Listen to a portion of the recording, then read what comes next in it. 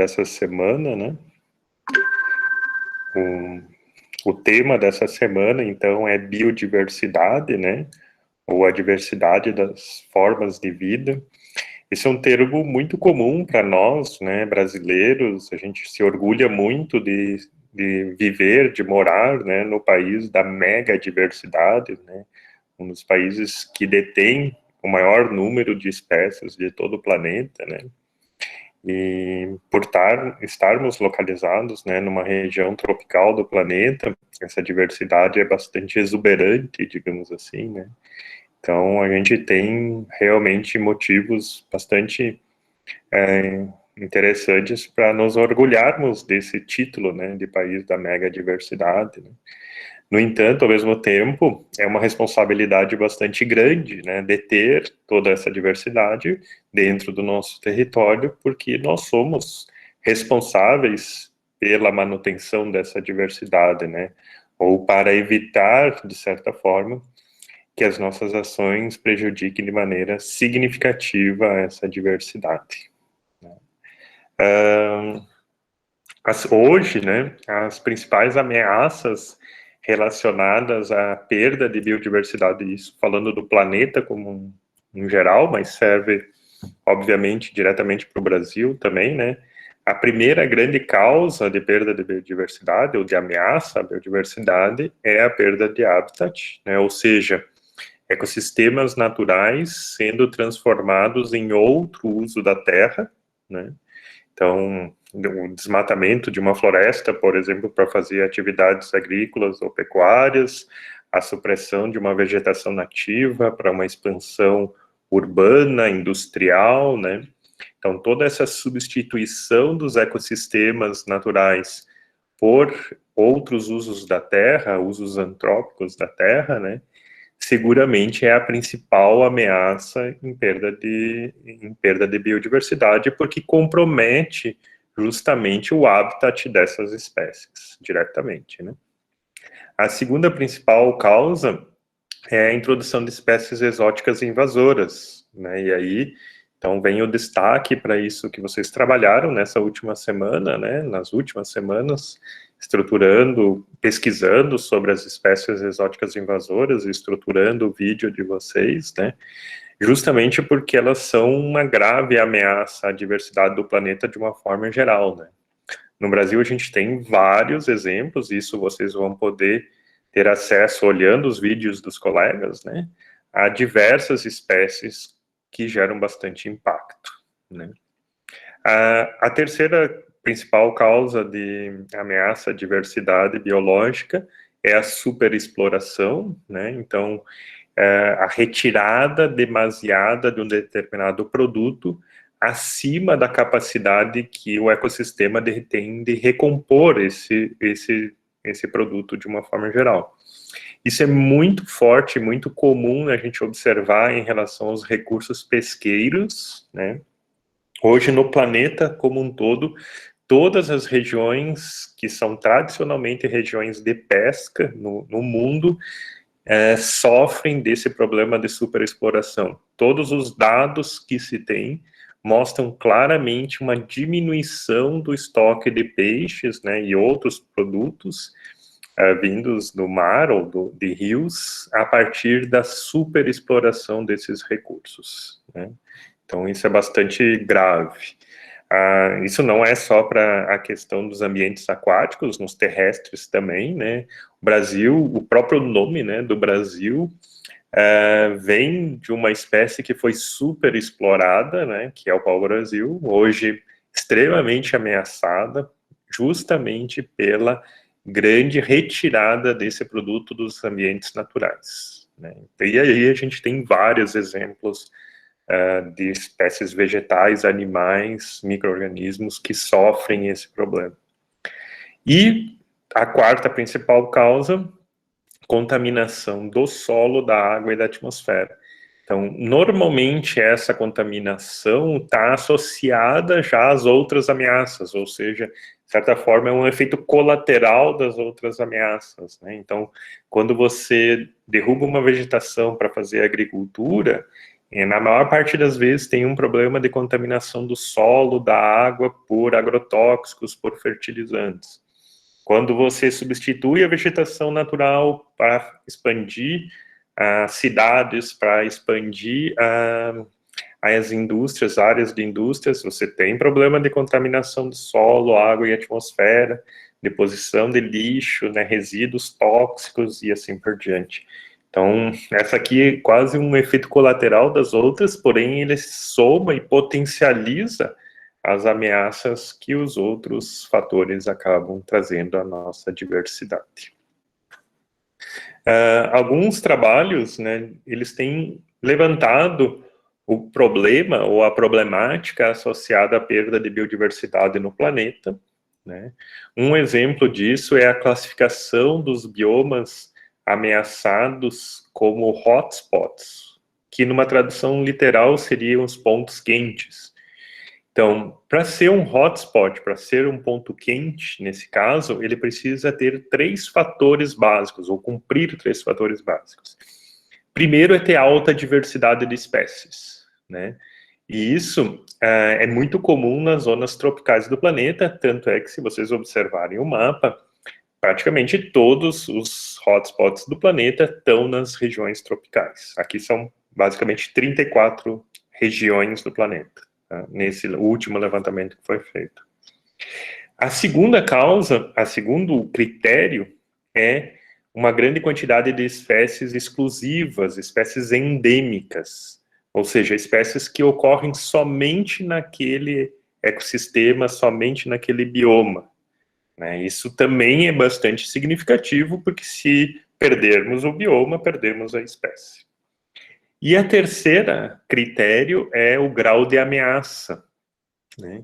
Então, se vocês lembrarem, inclusive, do exercício que vocês fizeram nos biomas brasileiros, preenchendo lá as planilhas e tal, com informações, uma das linhas, né, para ser preenchida lá era o grau de ameaça. Então, qual é o grau de ameaça que aquele ecossistema está sofrendo? Do ponto justamente de perda de habitat, de supressão dessa vegetação nativa e de ameaça às espécies que estão ali presentes. Bom, eu já falei, mencionei para vocês, né, que são 34 desses pontos no planeta, e dentro do Brasil, né, no território brasileiro, a gente tem 2 hotspots. Um deles é o Cerrado e outro deles é a Mata Atlântica.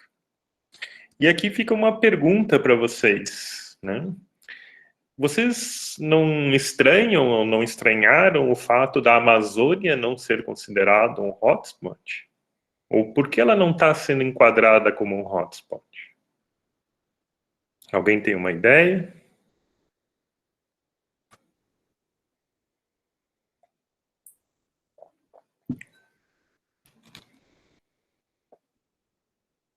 Ou vocês acham que ela deveria ter sido enquadrada como um hotspot?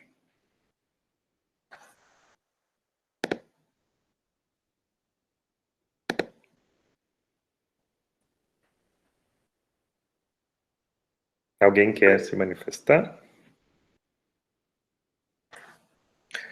Então, Carlos, exatamente isso, né? A questão do grau de ameaça, né? Então, se a gente lembrar os 3 critérios para ser considerado um hotspot, ter alta diversidade de espécies. A Amazônia tem, né? É uma das regiões de maior biodiversidade de todo o planeta, sem dúvida nenhuma. Segundo, ter um grande número de espécies exclusivas, ou seja, espécies endêmicas desse ambiente, que também ocorre muito na Amazônia, espécies que são exclusivas do ambiente amazônico. E o terceiro é o grau de ameaça, né? Que por mais que tenham regiões da Amazônia com alta ameaça, como, por exemplo, toda aquela região da interface entre a Amazônia e Cerrado, chamado Arco do Desmatamento, que pega Mato Grosso, pega Pará, pega Tocantins, ali são regiões onde o processo de desmatamento e a ameaça é extremamente alta. No entanto, se vocês lembrarem, inclusive, do exercício de biomas, lá, quando a gente considera todo o bioma amazônico, a gente ainda tem cerca de 80% da área original coberta pelo bioma. E aí é é por esse motivo que ela acaba não entrando como um hotspot. Enquanto que, por exemplo, a Mata Atlântica, né, vocês devem lembrar, está aí na faixa de 12 a 15% de área remanescente. O Cerrado, dependendo do critério que for levado, 20, 30%, né? E a Amazônia ainda detém 80%. É claro que isso acaba sendo uma média, né? O que é muito ruim para a Amazônia, porque a Amazônia é muito grande. E como eu comentei com vocês, tem regiões extremamente ameaçadas. Mas, de toda forma, de acordo com o critério que é usado para classificação como hotspot, infelizmente a Amazônia não entra. Inclusive, isso é uma dica muito boa, porque sempre, ou quase sempre, cai na terceira prova, né? Uma perguntinha sobre os hotspots, e a maior parte dos erros são justamente porque os alunos acabam classificando a Amazônia dentro dessa categoria de hotspot, quando ela acaba não se enquadrando. Deixa eu ver algumas manifestações aqui.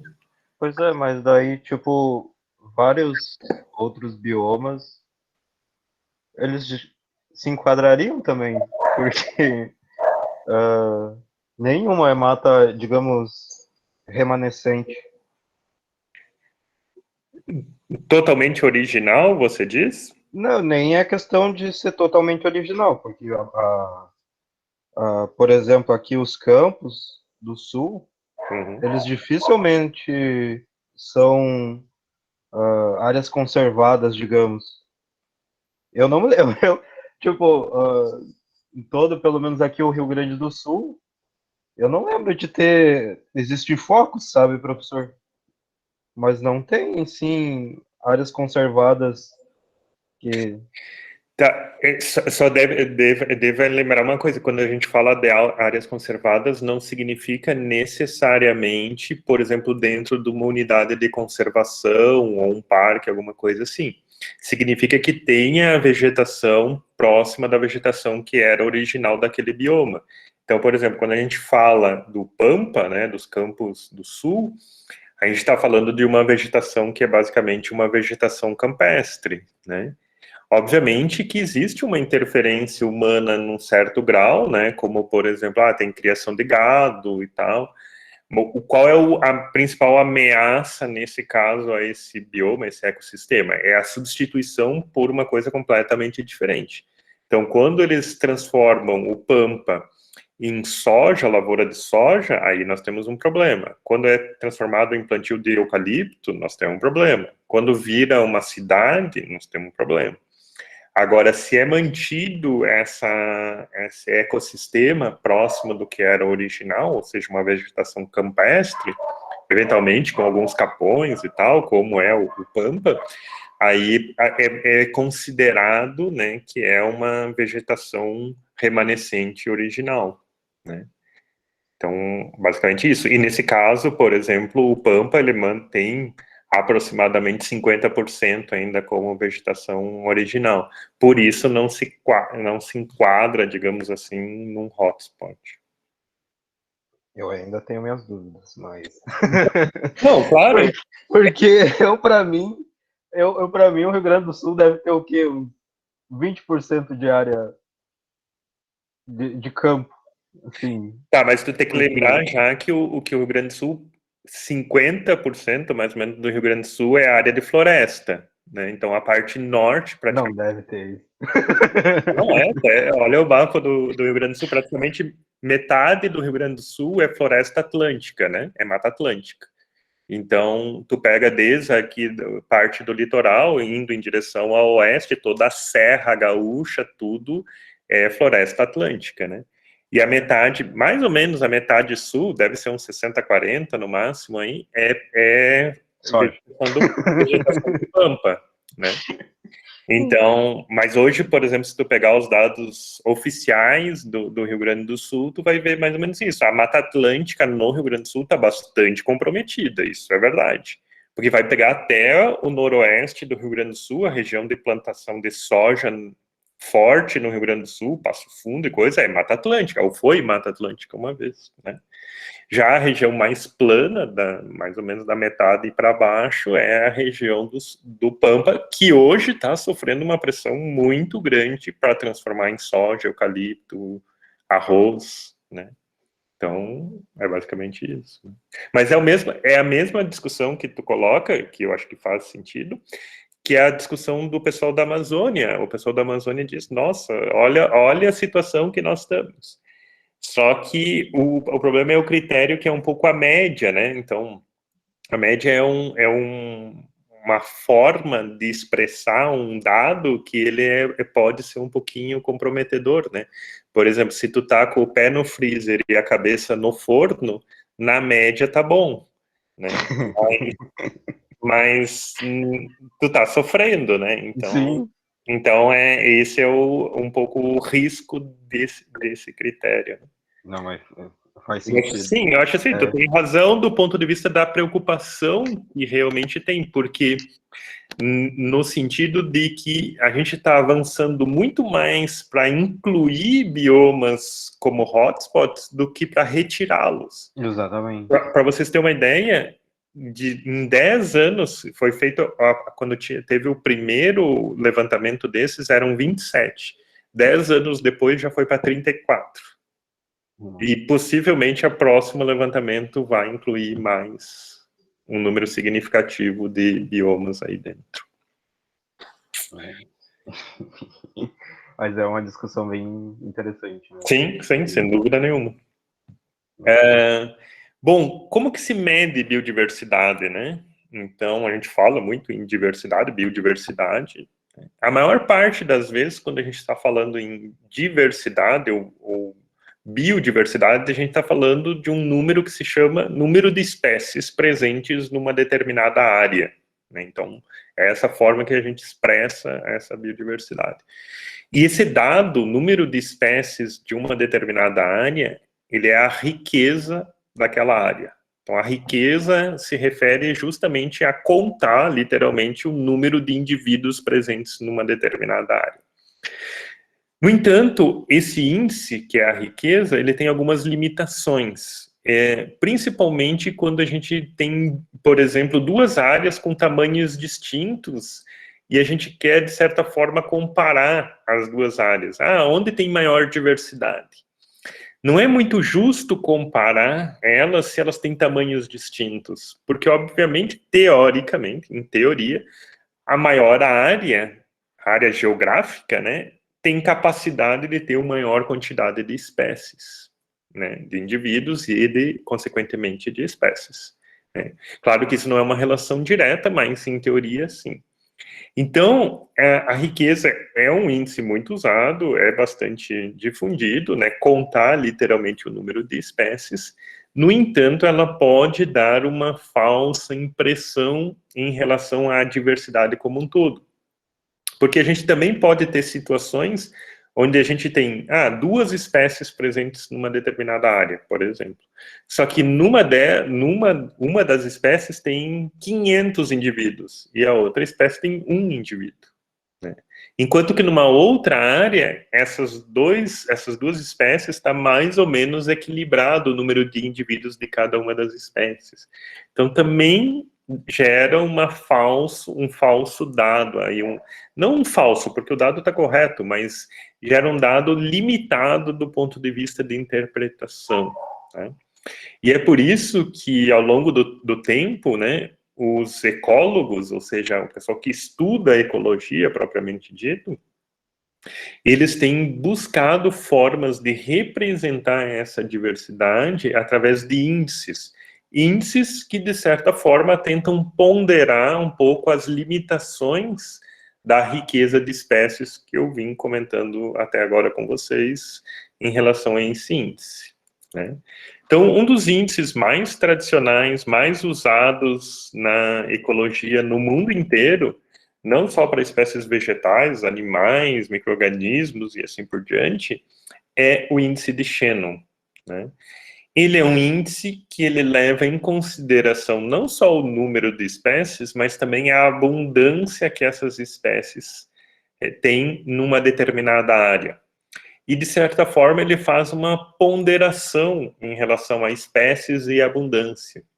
E isso permite melhor comparar duas áreas diferentes, por exemplo, em relação à diversidade de espécies, ou a um índice de biodiversidade, como é normalmente conhecido o índice de Shannon. Então, basicamente, né, como é o índice de Shannon? O índice de Shannon é representado por esse H', né, a fórmula está ali em cima para vocês, que é o somatório do PI. O que é esse PI? A abundância. Vocês devem lembrar lá do nosso exercício lá anterior, 2, 3 semanas atrás, como calcular a abundância. Já vou falar de um detalhe aqui sobre a abundância, mas é a mesma abundância que vocês já estão familiarizados. Vezes o logaritmo natural, então ln é o logaritmo natural, ou logaritmo neperiano, como alguns também falam, do PI, que de novo é a abundância. Então ali está bem claro, né? PI é a abundância de uma determinada espécie. Se vocês olharem essa tabelinha que está embaixo, tem uma coluna destacada em azul, abundância, PI, né? Se vocês olharem lá a última linha, está somando 1. E se agora vocês recordarem do exercício de vocês, a coluna da abundância somava 100. Né? Então, essa é a única diferença do cálculo da abundância que vocês fizeram lá no exercício anterior para esse agora, porque para entrar na fórmula do índice de Shannon, a abundância precisa estar em decimal e não em porcentagem. Tá? Mas o valor, ele representa exatamente a mesma coisa. Por exemplo, ali para a primeira espécie, né? Então, 58 indivíduos é 100%, 17 indivíduos da primeira espécie, 29%, ou, em decimal, 0,29. Então, esse valor da abundância é exatamente a mesma coisa que vocês calcularam lá no exercício de vocês, só que em decimal. Tá? A segunda coluna, que está destacado em vermelho ali, é o logaritmo natural dessa abundância 0,29. Tá? Então, agora eu gostaria que vocês pegassem ali a calculadora de vocês, o celular, o que for. Se for o celular, normalmente tem que ser no modo científico, porque senão não tem logaritmo natural. E calculassem o logaritmo natural da primeira espécie ali, da primeira linha, ou seja, o logaritmo natural de 0,29, para ver se vocês encontram ou menos 1,23 ou próximo disso, dependendo do arredondamento.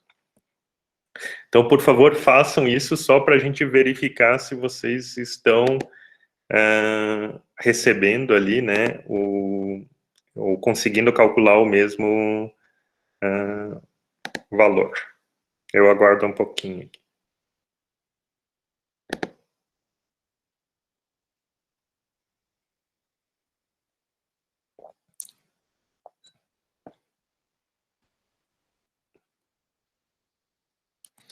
Tem algumas calculadoras, dependendo da calculadora, que você precisa primeiro colocar o ln e depois o valor, para daí dar o igual. E tem outras calculadoras que primeiro é o valor, depois ln e depois o igual.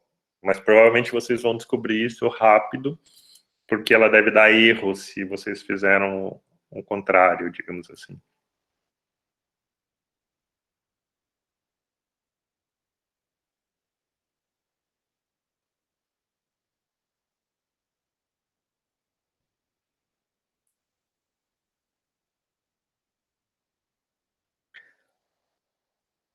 Todo mundo conseguiu encontrar o valor de menos 1,23?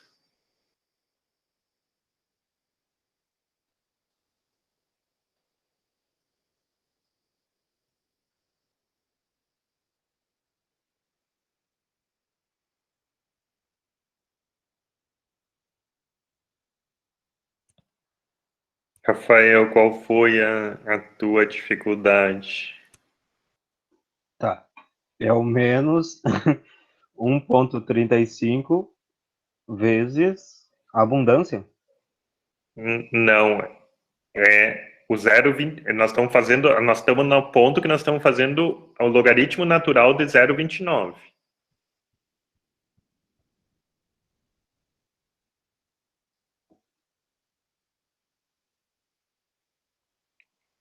Para tentar encontrar o menos 1,23, que é a coluna em vermelho ali, correspondente à primeira linha.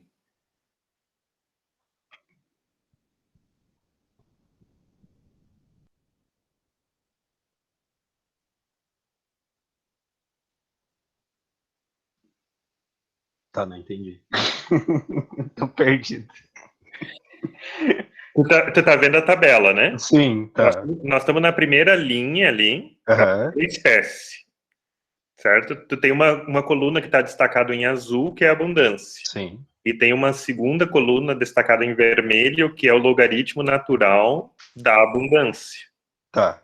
Então, para chegar nesse logaritmo natural, nosso valor que está ali, a gente está fazendo o logaritmo natural, no caso da primeira linha, de 0,29. Uhum. Então, tenta fazer essa conta, o logaritmo natural de 0,29.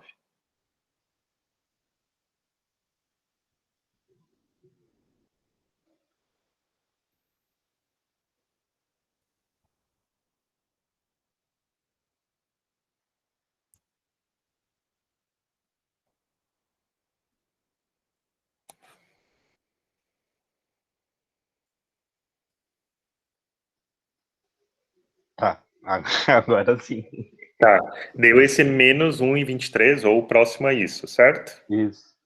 Tá, então, se a gente seguir a mesma lógica, a gente vai calcular para todas as outras espécies até o final dessa coluna destacada em vermelho.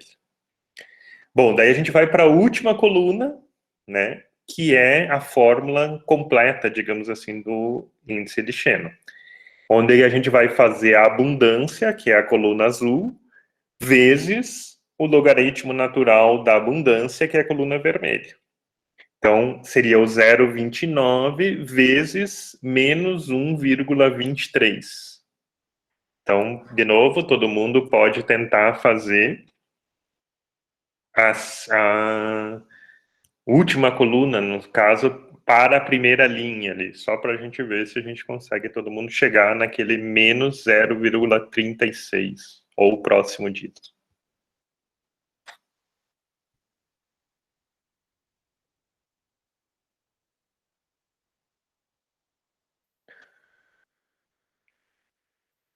A Laís já se manifestou que sim.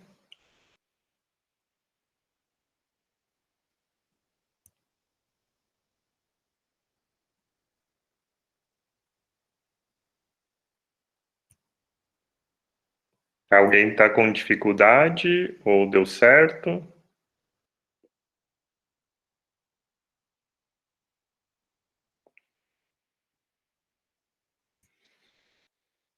Beleza. Então a gente vai daí ter os valores lá da última coluna.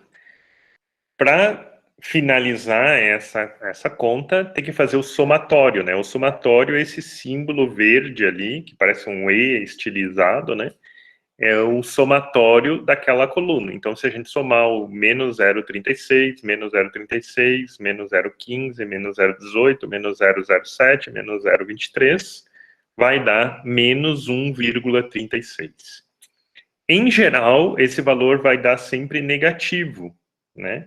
Por isso que lá na fórmula de Shannon, lá em cima, na primeira linha, se vocês olharem, o H' é igual a menos o somatório. Esse menos o somatório é justamente para inverter esse sinal que deve dar sempre negativo.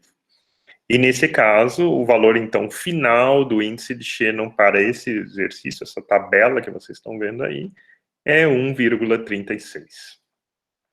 Bom, o que significa esse 1,36? Do ponto de vista só do número, pouca coisa, mas ele justamente serve para nós termos isso como uma referência e poder comparar com outros levantamentos. Então, isso aqui é levantamento de fauna, tá? Então, isso são todas espécies de animais aqui que tá para vocês. Então, imagine que esse é um levantamento da fauna de animais, né? Mamíferos presentes num parque aqui de Curitibanos. e deu 1,36. E daí eu vou comparar, por exemplo, com um levantamento que foi feito lá num parque na região de Três Barras. E lá dá um valor de 3, né? Então, eu vou saber que a região de Três Barras, o parque lá que foi feito o levantamento, tem uma diversidade de fauna muito superior a aqui. E alguém pode dizer, mas só o número de espécies não poderia representar isso? Não necessariamente, porque depende. Vamos imaginar que o Parque de Três Barras tem 10 mil hectares, enquanto que o Parque de Curitibanos tem 300 hectares. Então, é injusto uma comparação direta só do número de indivíduos. Por isso que eu preciso ponderar, de número de espécies, desculpa. Por isso que eu preciso ponderar o número de espécies com o número de indivíduos de cada espécie, para poder ter um índice mais adequado da diversidade daquele local, especificamente.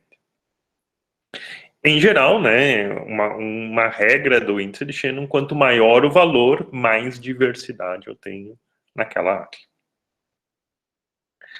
Bom, o segundo índice é o índice de Simpson.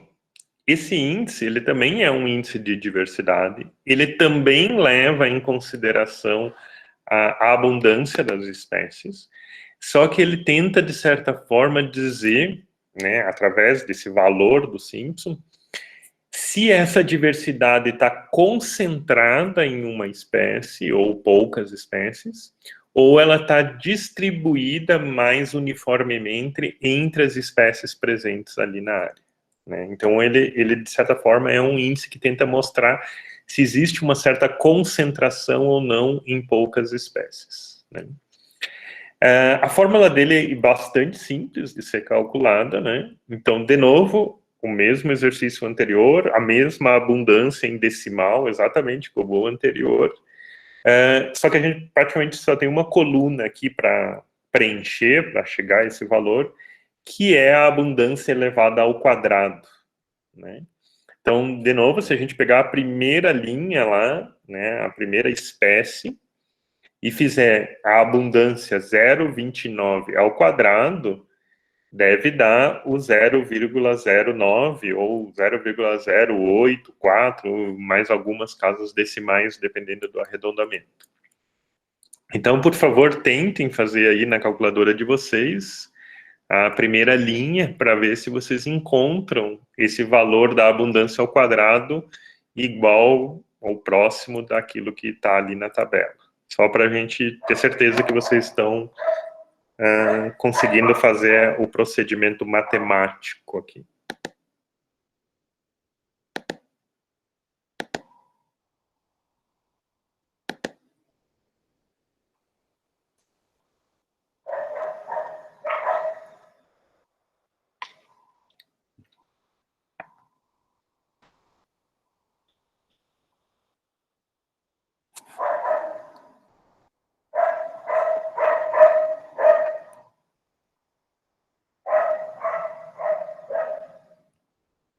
O 1 na fórmula eu já vou explicar, Rafael.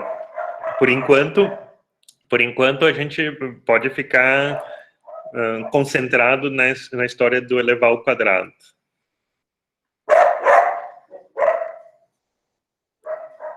Não, tranquilo, é só para a gente seguir a sequência aqui.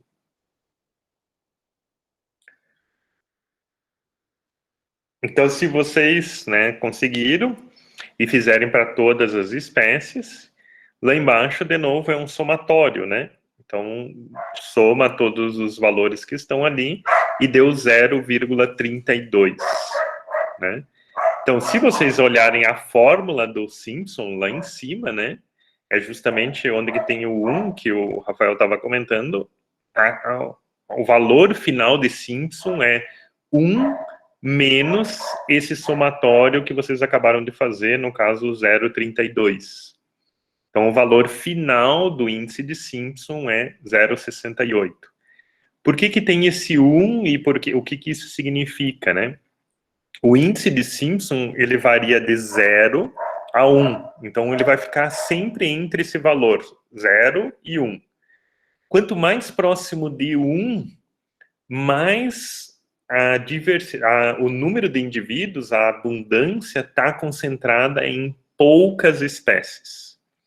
Então, nesse exemplo, se vocês olharem, as duas primeiras espécies, né, que estão nas duas primeiras linhas, que representam as duas primeiras espécies, elas concentram juntos mais de 50% do total de indivíduos, né? E por isso que o índice de Simpson está se aproximando de 1. Está mais perto do 1 do que do 0. Se esse número de indivíduos estivesse mais diluído entre as diversas espécies que estão ali presentes, né, esse número estaria se aproximando mais de 0. Então é justamente por isso que o índice de Simpson é chamado também um índice de concentração de espécies. Porque justamente é para ver se tem alguma espécie que está dominando aquele ambiente, que também pode ser um indicativo, né, não muito bom do ponto de vista do equilíbrio daquele ecossistema, se uma espécie domina as demais do ponto de vista do número de indivíduos presentes. Alguma dúvida do cálculo do Simpson ou do Shannon?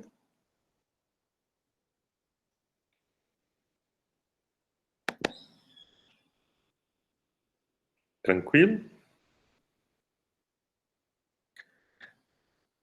Então, acho que aqui...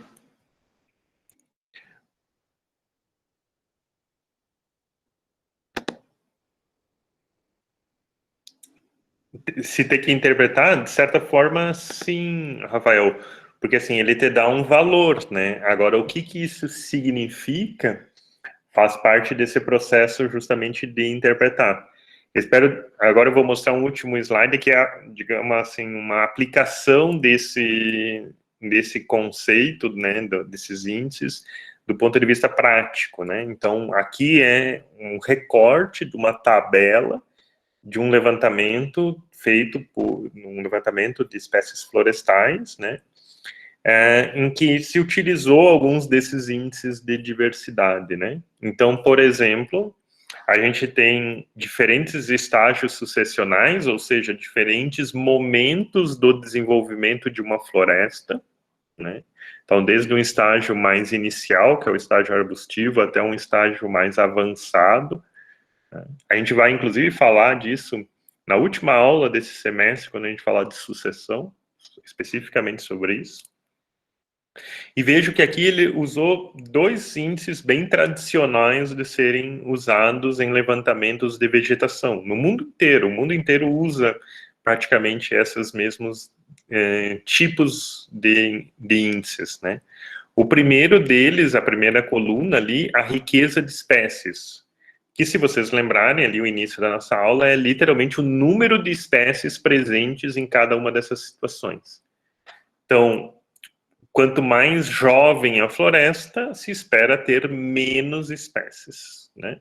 Então, no caso, a riqueza de espécies, ela, a princípio, vai aumentando ao longo do tempo. Então, a gente teve o local que teve menos espécies tinha 80, e o local que tinha mais espécies tinha 163 espécies. No entanto, se a gente olhar a última coluna, que é o H', que é justamente o índice de Shannon, um dos mais usados, a gente vê que o estágio avançado, ele foi o que teve o maior índice de diversidade. E por que isso provavelmente aconteceu? Justamente por causa da abundância de espécies. Que no caso do estágio arbóreo avançado, isso está, de certa forma, melhor diluído no número de espécies presentes numa determinada área. Não tem um índice que é melhor ou pior que o outro, ou certo ou errado. Eles são complementares na sua informação. Então, de certa forma, o índice de Shannon complementa a informação que eu tenho com a riqueza, que complementa a informação se eu tiver o índice de Simpson junto. Então, eles são diferentes formas de olhar o dado de diversidade de uma determinada área, né? Disparado, o mais usado é o índice de Shannon, justamente porque, de certa forma, ele pondera também essa questão do tamanho da área, que no caso da riqueza a gente não tem como controlar.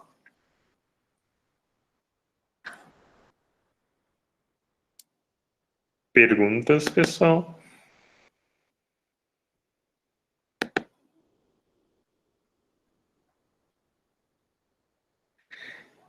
Então, deixa eu mostrar para vocês o que é o exercício propriamente dito de vocês dessa semana.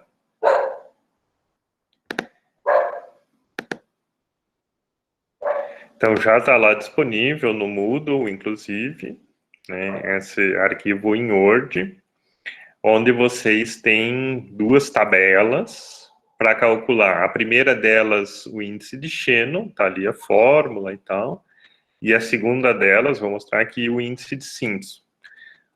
Eu preparei essas tabelas muito semelhantes à tabela que a gente acabou de fazer o exercício na aula, né? Justamente para facilitar um pouco, né, a parte mais mecânica do cálculo desses índices, né? Hoje em dia já existem softwares que você vai usar para fazer um levantamento de campo. O software, você insere os dados, o software já faz tudo automaticamente. Obviamente que, do ponto de vista, né, didático, a gente precisa primeiro entender como ele funciona, né, com poucos dados, com menos informações, para depois poder mais claramente usar esses softwares e saber interpretá-los, obviamente, o resultado, né, que faça sentido.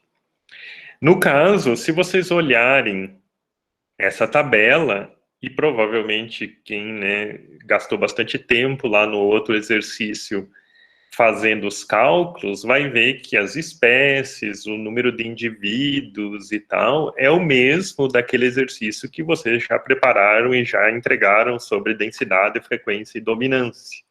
São as mesmas espécies, é o mesmo exercício do ponto de vista do levantamento propriamente dito. Aqui, para facilitar a vida de vocês, eu já transformei a abundância, né, essa coluna da abundância em decimal, né? Então, lá o exercício que vocês fizeram, que entregaram, estava em porcentagem, abundância, correto, como eu ensinei. Só que lembre-se que aqui para o exercício precisa ser em decimal, e por isso que eu já transformei aqui para vocês em decimal. Mas representa exatamente a mesma coisa, né? Então, esse valor que está aqui é exatamente o mesmo da abundância de lá, só que um em porcentagem e o outro em decimal. E aí estão as duas colunas para vocês preencherem, né? Então, no caso do índice de Shannon, as duas, né? A primeira é do logaritmo natural, né? E depois a última, a abundância, que é o PI, vezes o logaritmo natural de PI. Né? Lá embaixo faz o somatório e, por fim, faz aquela alteração do sinal, porque ele vai dar negativo, e aí vocês vão ter o valor do índice de Shannon.